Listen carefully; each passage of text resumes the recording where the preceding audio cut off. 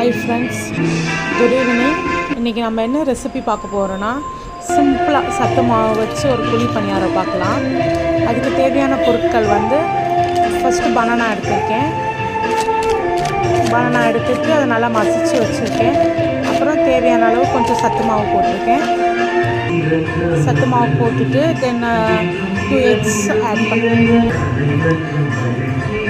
அதுக்கப்புறம் நமக்கு இனிப்புக்கு தேவையான மாதிரி சுகர் ஆட் பண்ணியிருக்கேன், நாட்டு சர்க்கரை.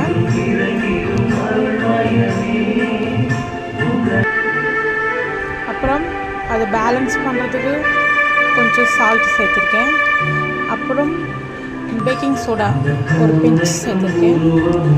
சேர்த்துட்டு இது எல்லாமே நல்லா மிக்ஸ் பண்ணிடுவேன். மிக்ஸ் பண்ணிவிட்டு இந்த அளவுக்கு வந்ததுக்கப்புறம் ஏலக்காய் போட மாதிரிட்டேன். அதோட இப்போ ஏலக்காய் சேர்த்துருக்கேன். சேர்த்துட்டு இதை மிக்ஸ் பண்ணி ஒரு 1/2 hour ரெஸ்ட் விடுவோம்.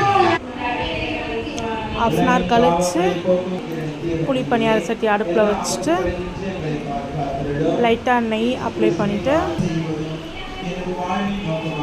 கொஞ்சம் கொஞ்சமாக அதில் சேர்த்துக்கலாம்.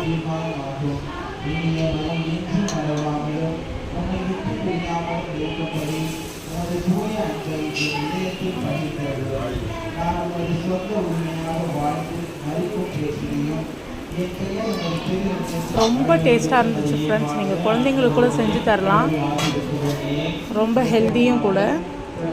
அப்புறம் சைடில் அப்படியே பால் வச்சேன் டீ போடுறதுக்காக. இப்போ 1 சைடு நல்லா குக் ஆயிடுச்சு. இப்போ நம்ம திருப்பி விட்டுக்கலாம்.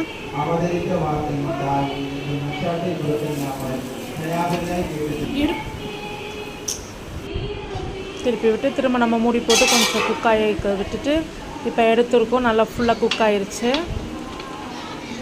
நம்ம எடுத்துக்கலாம்.